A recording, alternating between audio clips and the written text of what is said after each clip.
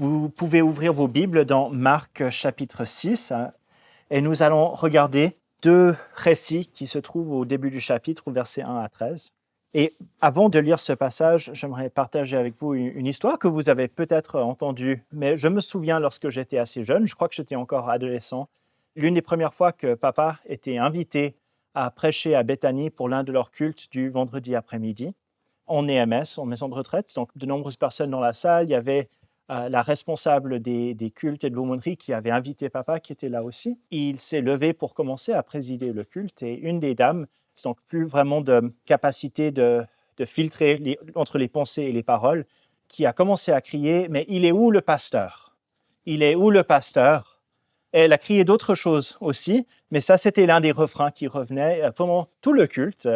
Elle a crié « Il est où le pasteur? Il est où le pasteur ?» Et papa a dû donc persévérer et continuer à prêcher à travers. Et c'était une expérience difficile. Vous savez, on a énormément de joie et de plaisir de présider ces cultes, mais c'était particulièrement dur une de ces premières fois-là. Et pour cette dame, c'était difficile aussi parce qu'elle s'attendait à voir quelqu'un en robe de pasteur qui était devant, qui présidait le culte, et à la place, elle voyait quelqu'un en chemise, bien habillé quand même, il faut le dire, et beau, évidemment, et éloquent et intelligent et toutes ces autres choses. Mais ce qu'elle voyait dans la personne qui parlait ne correspondait pas à ses attentes, et elle était incapable, à cause aussi de juste sa situation de vie, mais incapable d'entendre ce qu'il avait à dire. Et l'histoire que nous lisons dans Marc chapitre 6, surtout les versets 1 à 6, me fait penser à cette expérience qu'on a vécu à Bethany il y a des années de cela. Et je vais lire justement donc ce passage et continuer jusqu'au verset 13. Jésus partit de là et se rendit dans sa patrie. Ses disciples le suivirent. Quand le sabbat fut venu, il se mit à enseigner dans la synagogue. Ses nombreux auditeurs étaient étonnés et disaient « D'où cela lui vient-il? Quelle est cette sagesse qui lui a été donnée? Et comment de tels miracles se font-ils par ses mains? N'est-ce pas le charpentier, le fils de Marie, le frère de Jacques, de Joseph, de Jude et de Simon? Et ses sœurs ne sont-elles pas ici, parmi nous? » Et il était pour eux une occasion de chute. Mais Jésus leur dit, « Un prophète n'est méprisé que dans sa patrie, parmi ses parents et dans sa maison. » Et il ne put faire là aucun miracle, sinon guérir quelques malades en leur imposant les mains. Et il s'étonna de leur incrédulité. Il parcourait les villages d'alentour en enseignant.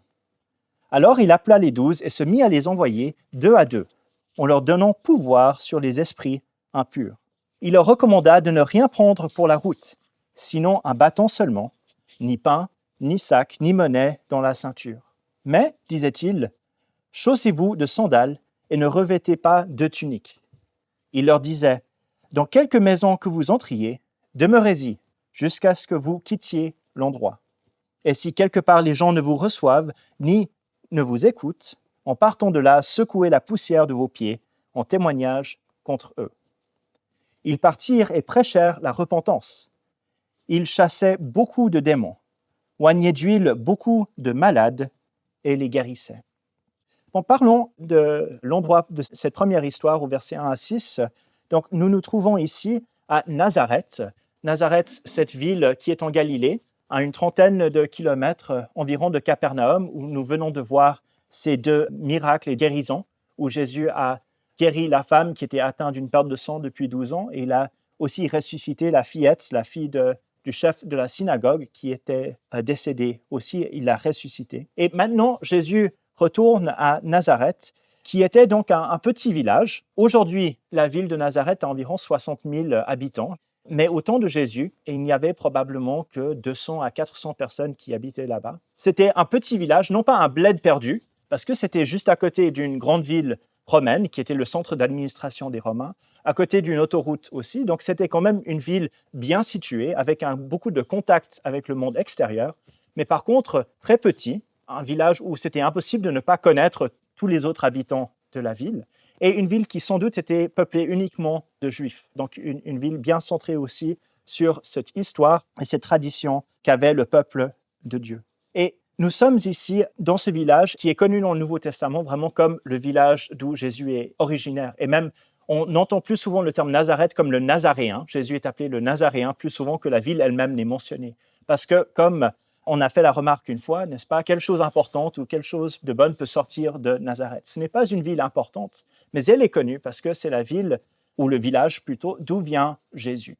Mais nous connaissons ce village aussi, malheureusement, parce que c'est un village connu pour son incrédulité, pour le refus de croire en Jésus.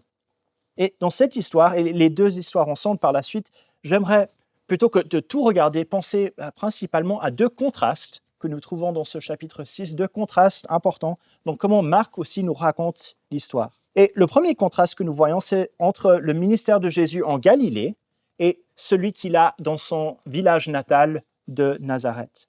Et surtout, lorsque nous regardons le fruit du ministère de Jésus en Galilée, comparé au fruit de son ministère, de sa prédication à Nazareth. Lorsque Jésus commence à parler dans la synagogue, nous voyons la réaction des gens, n'est-ce pas? Quelle est cette sagesse qui lui a été donnée? Et comment de tels miracles se font-ils par ses mains?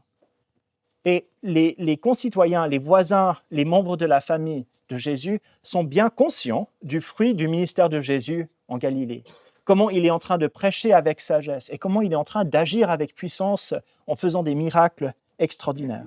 Et si vous avez lu Marc jusqu'au chapitre 6, une des choses que nous voyons sans arrêt, c'est que Jésus est sans cesse victorieux dans toutes les épreuves et les obstacles qu'il rencontre. Il est victorieux sur les tentations de Satan, n'est-ce pas, lorsqu'il est au désert. Il est victorieux sur les démons et les puissances du mal, car il peut les chasser d'un seul mot.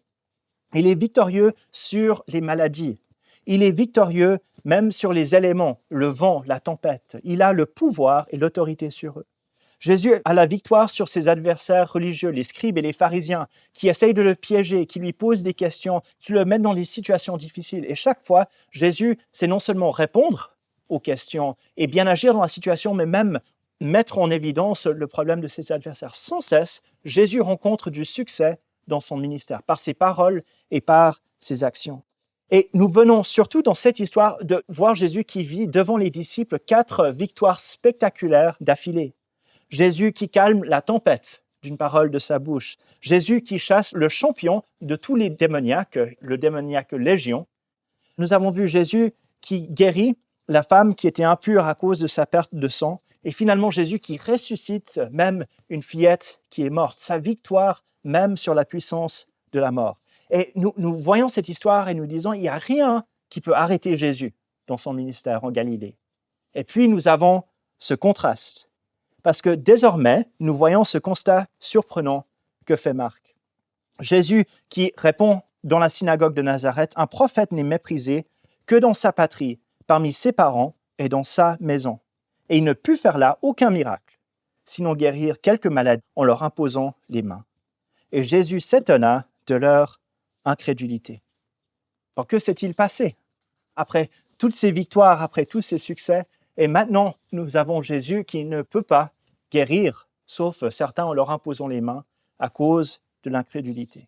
Bon, lorsque nous voyons Jésus qui ne guérit pas, je crois ici que nous avons un enseignement que nous devons retirer. Et l'enseignement n'est pas que si on a trop peu de foi, alors quand on prie, on n'aura pas la réponse aux prières que nous voulons. Ou si quelqu'un que vous connaissez n'est pas guéri, lorsqu'il demande à Dieu la guérison, c'est parce qu'ils n'ont pas assez de foi en Dieu. Donc il faut aller leur dire d'avoir plus de foi, et comme ça tout ira mieux dans leur vie. Ce n'est pas cela l'enseignement que nous devons tirer de cette histoire. Parce que, vous savez, le souci des Nazaréens n'est pas qu'ils ont trop peu de foi, qu'ils viennent avec Jésus avec un peu de foi, mais ils devraient en avoir un peu plus, et puis les choses iraient mieux. Quel est le problème des Nazaréens? Ils viennent à Jésus sans aucune foi. Et plutôt, le mot biblique que nous avons ici, c'est ce mot incrédulité, ce qui veut simplement dire pas de foi, anti-foi. Et le contraste est frappant lorsque nous voyons les 2 miracles précédents de Jésus. Jésus a dit à la femme atteinte d'une perte de sang dans Marc 5, 34, « Ma fille, ta foi t'a sauvée.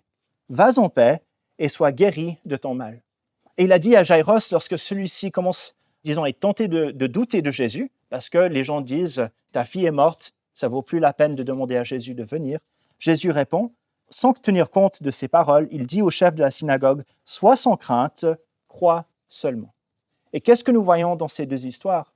C'est que pour les femmes et les hommes qui viennent à Jésus en croyant qu'il est l'envoyé de Dieu et en croyant qu'il est capable d'agir de la part de Dieu, ils auront la délivrance qu'ils désirent. Ils auront accès aux bénédictions messianiques, aux bénédictions du royaume de Dieu qu'ils attendent. Mais qu'est-ce qu'ils doivent faire? Ils doivent croire en celui que Dieu a envoyé. Mais le contraste est frappant avec les gens de Nazareth, parce que le seul constat spirituel que Jésus peut faire à leur sujet, c'est qu'ils sont incrédules, qu'ils n'ont aucune foi. Et peut-être que nous avons ici un indice de ce qui serait arrivé à Capernaum si la femme n'avait pas cru, n'est-ce pas? Ou si le chef de la synagogue n'avait pas cru. Bon, la femme serait continuellement frappée par sa perte de sang, parce qu'elle n'aurait pas eu la foi pour venir à Jésus. Jaïros aurait abandonné et dit à Jésus de partir, et sa fille aurait été enterrée, et la famille aurait vécu dans le deuil. Mais parce qu'ils ont cru en Christ, avec une foi imparfaite, incomplète, qui ne comprenait pas tout, mais ils ont cru en Jésus comme l'envoyé de Dieu, ils ont pu recevoir les bénédictions messianiques. Le problème dans cette histoire, et la raison pour laquelle nous voyons Jésus qui ne peut guérir que peu de monde, c'est cette incrédulité, cette absence de foi. Et lorsque nous lisons cette histoire en disant, bon, c'est une question de degré de foi, et donc je vais commencer à juger mes frères et mes sœurs en disant, bon, toi, tu n'es pas guéri, pas assez de foi, il faut croire plus et tout ira mieux dans sa vie, nous passons à côté de ce que Jésus est en train de dire. Le problème pour Jésus, c'est l'absence de foi. Ses propres voisins voient Jésus et le rejettent en tant que messager authentique de Dieu. Ils le rejettent en tant que Messie potentiel, celui qui peut délivrer son peuple. Et en rejetant Jésus comme l'envoyé de Dieu, parce qu'il ne correspond pas à leurs attentes. Ils voient quelqu'un qui ne porte pas la bonne tenue, qui ne ressemble pas à celui qu'ils attendaient. Et parce qu'ils le rejettent, ils se coupent des bénédictions du Messie. Et voilà la tragédie. Christ est venu apporter les dons de Dieu à son peuple, mais eux, ils rejettent Christ lui-même. Et parce qu'ils rejettent Christ, ils ne peuvent pas recevoir ce qu'il est venu apporter. Et sachons-le, les miracles anticipent la guérison spirituelle et la victoire sur Satan que Christ est venu apporter dans le monde.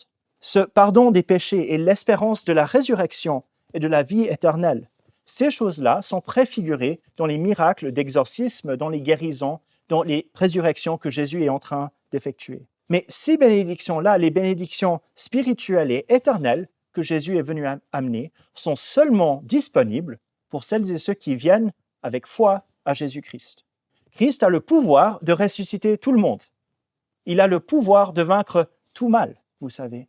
Mais il est très clair dans les Écritures que ces bénédictions sont seulement disponibles pour celles et ceux qui viennent avec foi en Jésus-Christ et personne d'autre. La question n'est pas la capacité de Jésus à agir au niveau de son pouvoir ou de son autorité, mais la question c'est qui est réceptif à ce que Jésus est venu apporter. Et ça, c'est important. Les Nazaréens rejettent Jésus parce qu'il ne correspond pas à leurs attentes pour l'envoyé de Dieu. Il ne ressemble pas à celui qu'ils attendaient, parce qu'ils attendaient un Messie, ils attendaient un prophète, ils attendaient un libérateur. Mais Jésus ne correspond pas à leurs attentes. Et donc, ils ne veulent pas, ils ne peuvent pas l'écouter. Et eux aussi, ils préfigurent ce qui va arriver dans la suite. Parce que les Nazaréens, leur réaction anticipe la réaction à Jérusalem, où on rejettera Jésus en tant que Messie. Leur réaction anticipe la réaction des disciples, qui suivront Jésus un certain temps jusqu'à ce qu'il soit arrêté et se soumettent volontairement à la mort sur la croix. Et eux aussi vont abandonner. En fin de compte, on tape un peu sur les Nazaréens, mais ils sont la préfiguration de la réaction de tout le peuple de Dieu, qui dira finalement, celui-ci n'est pas celui que nous attendions, nous ne voulons plus l'écouter, nous voulons écouter quelqu'un d'autre et attendre quelqu'un d'autre. Jésus, en fin de compte, puisqu'il ne correspond pas aux attentes d'un Messie, devient une occasion de chute, et c'est-à-dire une source de perte de foi. Quand on lit occasion de chute dans la Bible, ça veut dire quand les gens abandonnent la foi, pas juste qu'ils ont une difficulté. Donc de nouveau, faisons attention, ne prenons pas ce passage pour commencer à faire souffrir des personnes que nous connaissons qui sont malades dans la difficulté en disant non seulement tu vas mal physiquement, mais spirituellement, Dieu n'est pas content avec toi. Ce n'est pas le message ici. Mais plutôt, nous voyons que Christ qui vient avec les dons que Dieu avait promis à son peuple, peut seulement les donner à ceux qui viennent à lui-même avec foi. Il ne suffit pas d'être juif et israélite, il ne suffit pas d'être croyant dans l'Ancien Testament, il ne suffit pas de même de garder la loi scrupuleusement. Il faut accepter Jésus et reconnaître en lui le messager de Dieu pour que ces bénédictions puissent venir. Bon, 2 petites parenthèses sur cette histoire avant de regarder le deuxième contraste.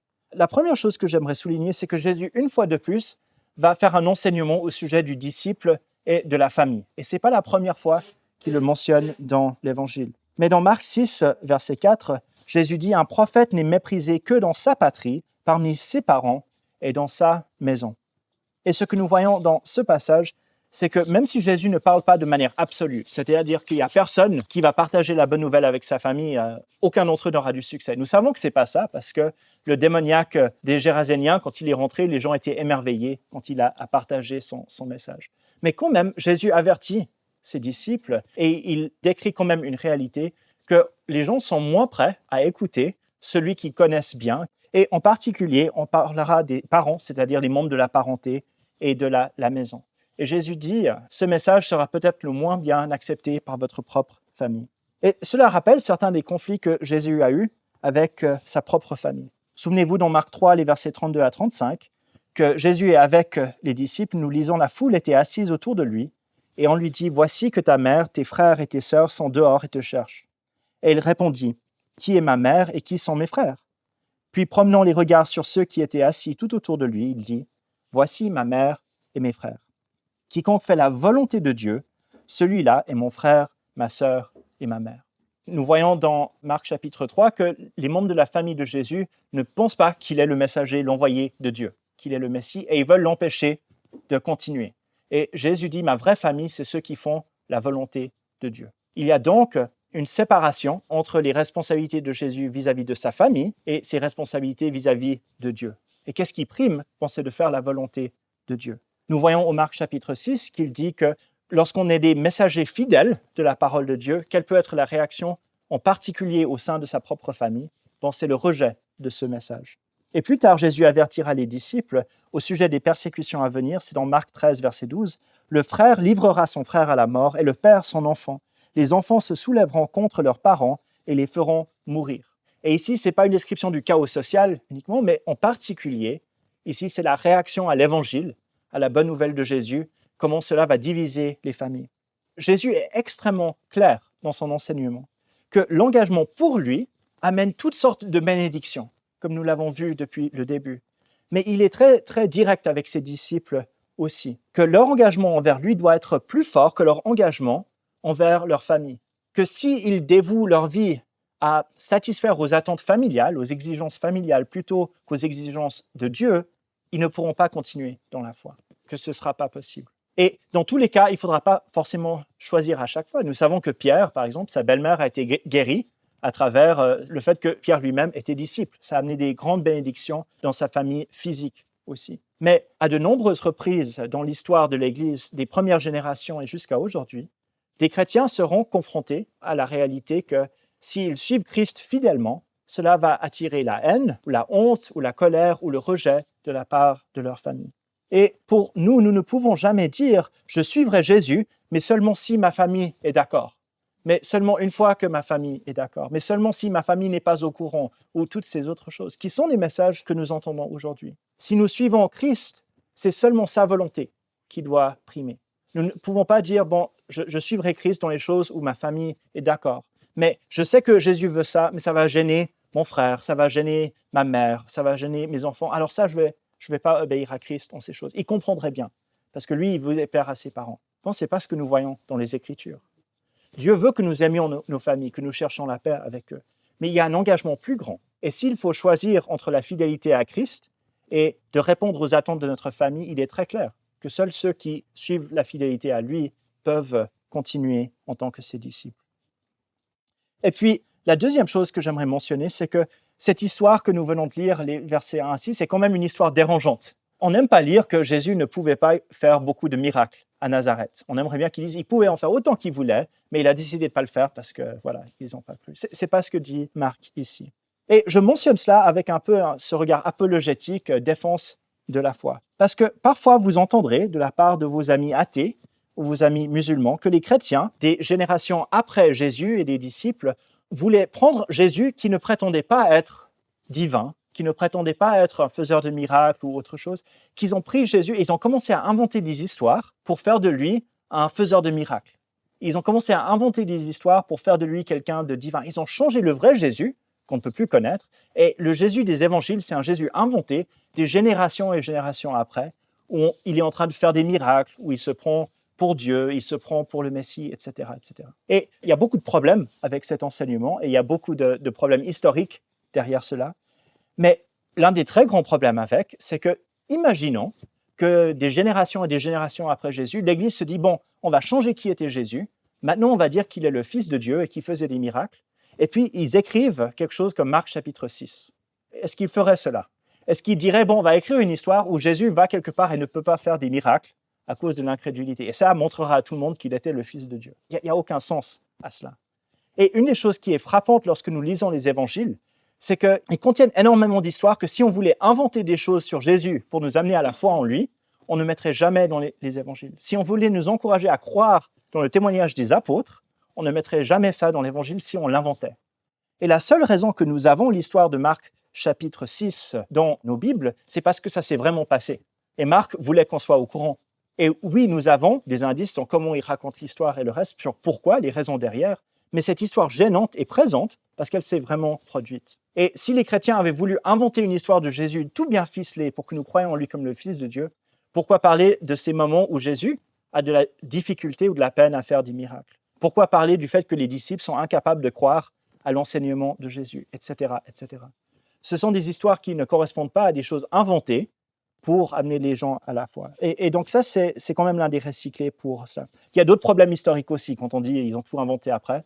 On sait que les évangiles, que les autres récits ont été écrits quelques décennies après Jésus, du vivant des témoins oculaires.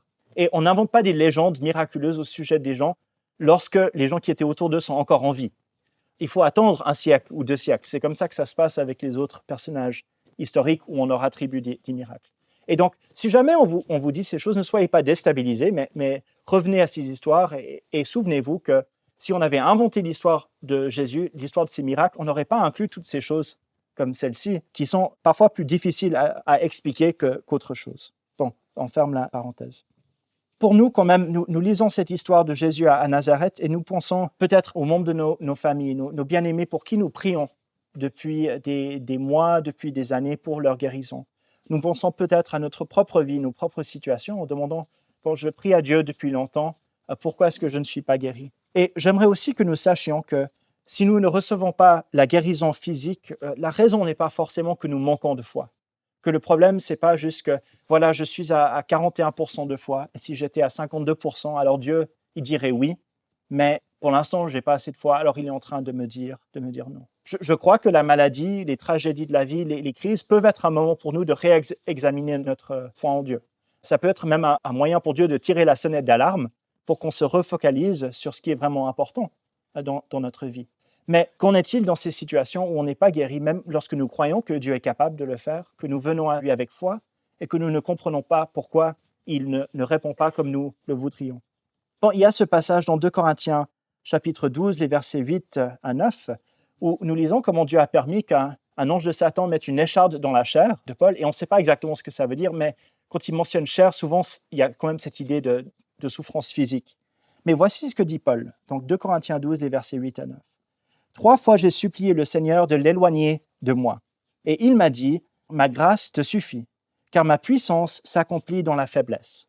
Je me glorifierai donc bien plus volontiers de mes faiblesses, afin que la puissance de Christ repose sur moi.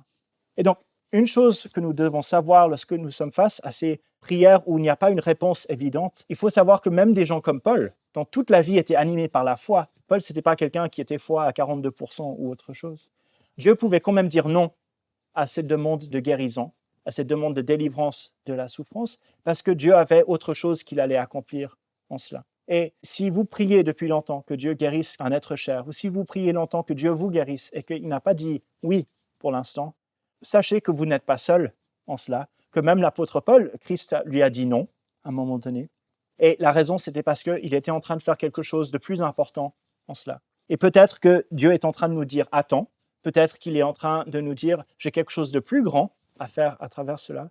Mais ne prenez pas des questions comme la maladie ou des difficultés dans la vie comme signe que Dieu vous rejette ou qu'il n'approuve pas de vous. Nous avons de nombreux exemples dans les Écritures qui montrent que ce n'est pas toujours le cas. Mais l'autre chose aussi que nous devons savoir, c'est que s'il n'y a pas la guérison maintenant, nous avons quand même la promesse d'une guérison complète et totale de la part de Dieu.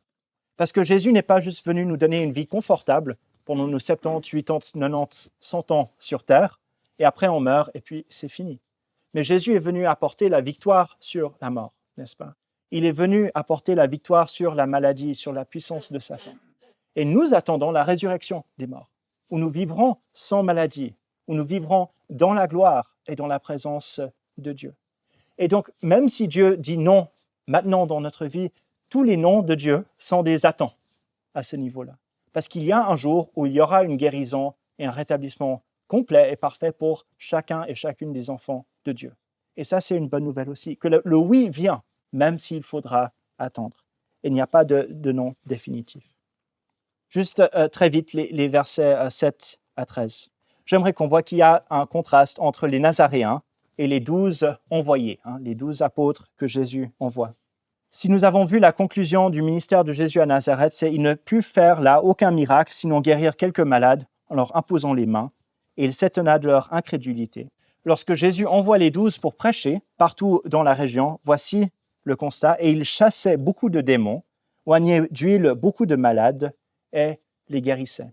Si le message à Nazareth, c'est que ces Nazaréens, il y en a peu qui ont pu être guéris, nous voyons que pour les 12, il y en a beaucoup qui sont guéris et délivrés à travers leur ministère.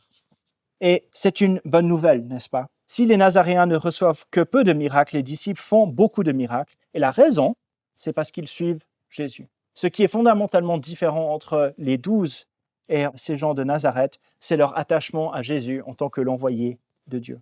Marc va nous montrer énormément de défauts chez les disciples. Mais ici, il va quand même souligner cette qualité et cette différence avec les gens de Nazareth. C'est parce qu'ils sont attachés et fidèles à Jésus dans cette situation. À travers cette relation avec Jésus, ils sont capables donc de faire ces miracles et d'amener les guérisons et les exorcismes là où ils vont. Et notons bien, c'est leur relation avec Jésus qui est la source de cela, et non pas une technique d'évangélisation, une technique de miracle qui est différente des autres. C'est pas ça. C'est parce qu'ils sont rattachés à Jésus. Et quand Jésus a appelé les 12, vous savez, il est en train de rebâtir, de refonder Israël. Quand il appelle 12, c'est parce que cela correspond aux 12 patriarches. Ça correspond aux promesses de l'Ancien Testament que Dieu allait rétablir son peuple dispersé en un nouveau peuple qu'il allait reformer. Mais on ne sait pas encore, quand Jésus les appelle la première fois, il les nomme, comment il va le faire. Mais ici, nous voyons comment Dieu va reformer son peuple à travers les 12 apôtres.